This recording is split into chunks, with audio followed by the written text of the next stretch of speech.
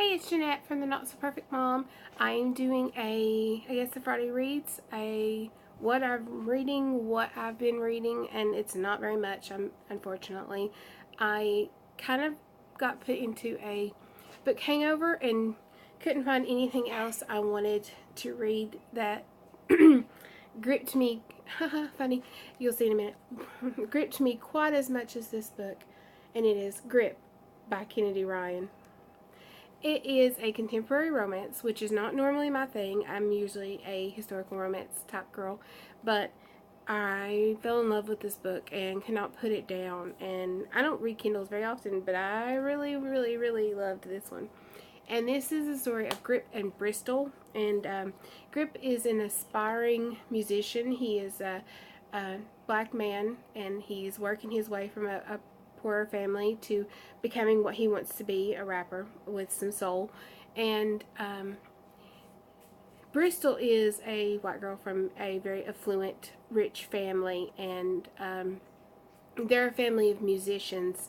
And her brother was a child prodigy, and he emancipated himself as soon as he was old enough because his parents were his managers, and they were, basically running him into the ground. So he emancipated and he left Bristol with her parents, and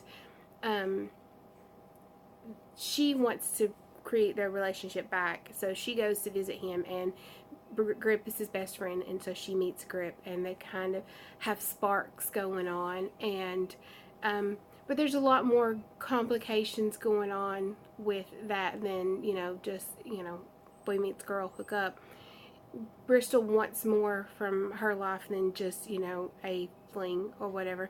And she's got a goal that she wants to be her brother's manager. She wants to see him perform his own music for his own benefit rather than produce other people's music. And there's a lot of drama going on in there, and Bristol and Grip fight this attraction throughout the whole book. But Grip is such an amazing character. He is like the dedication and devotion to her is amazing. Like, every girl wants a guy to feel this way and to pursue them this way. Even though Bristol is turning him down, he is still always confident in, the fact that he has feelings for her. And it sounds kind of hokey, I guess, when I say it this way, but it's a really intense book, and if you like contemporary romance, you should definitely pick that one up. And then I am reading Richelle Mead's Gameboards of the Gods. Now, this is a complete and different genre than what I was previously reading, and this is kind of the book that propelled me out of my book slump and into reading a little bit more. And it's like a Richelle Mead is the author of the vampire series, the Vampire Academy, and I read the first book and it was okay. I think it was for a young adult. I guess I'm growing up and I've got to let go of my young adult books. It's, I don't know. Anyway, this is about a Praetorian, which is a trained fighter in this new world. They have banished all religion. Well, they've banished religion, but there are certain sects that they control and allow to operate in this new society. And there are Praetorians, which are the fighters and the guards and stuff. And the main character is May, and she is a Praetorian. And they have like an implant in them that gives them this adrenaline burst that makes them, like killing machines, basically. And she meets a man named Justin March, who is been exiled from their land. He has been sent to another country to live, and she has to bring him back. And he is a servitor, which is a person who goes around to all these religions that I was talking about, that made sure they were following the rules and that they were staying within the bounds of what they could do. Basically, if a religion got too many followers and too intense, and they were starting to get to, we don't like government, let's overthrow it kind of thing, they would ban them. They would pretty much just shut down their religion, and they would push them out. And So there's a my arm's getting tired. That's a heavy hardback. There is some killings going on that have a ritualistic nature to it. Women are being killed, which looks like that a raven or something has blown into their room and and gruesomely killed them, and nobody can figure out what's going on. So they go and they bring Justin back to try to figure out what's going on. And I am probably, this is all I have left, so I probably will finish this in the next hour or two. And it's really, really good. It's not young adult. There are some graphic scenes in it. There's a lot of fighting in it. I guess maybe older young adults maybe, but I kind of think it's more adult. I wouldn't let my kids read it, but not right now. It's pretty good. And then I have just started Pushing the Boundaries by Stacey Trombley, and it's pretty good so far.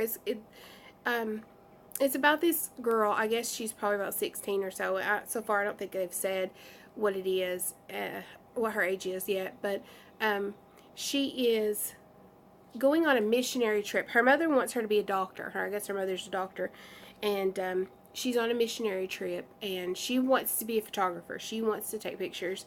And her mother wants her to be a doctor. So she's going on this trip to take this picture to enter a scholarship, because if she can win the scholarship, she can go to college on her own, because her mother would never approve of her doing this. And she meets a boy, a Haitian boy, and so far I'm only like chapter 4, so she hasn't really met him yet or anything, but the back says, that he takes her to other parts of the island, because when they land on the plane, they're in this kind of really sad area, and she's not seeing the beauty, and she's starting to feel sad because maybe she's not going to get this picture that she wants to get to win this contest. And she convinces him to take her on a tour of the island, and they kind of maybe have some feelings for each other. He's not supposed to interact with the American missionaries that are coming over. He is a translator, and he's only like 18 or 19, and he could get fired if he does it. That's why it's called an off-limits novel. But I'm really enjoying it, and it's pretty short. It's only 192 pages, but this is the one I hauled in one of my book hauls recently. But this is one of my favorite parts. Can you read that? The author signed it. I have her on Facebook, and I follow her. And it says, "Thanks so much for joining the party. Hope you enjoy reading, and hope you make it to Edinburgh one day." It was a conversation that we were having about where everybody wanted to travel one day, or their vacation of choice, and that was mine, because bookstores and Scotland, and that just sounds amazing to me. But that's what I'm reading. That's what I've been doing, and kind of why I've been quiet. And I hope to see you soon. If you've read Grip, let me know. I want to know what your opinions were. Were you as excited about it as I was? And are you waiting for the next one? And if you haven't read it yet, check it out, because it's really good. I'll see you guys next time.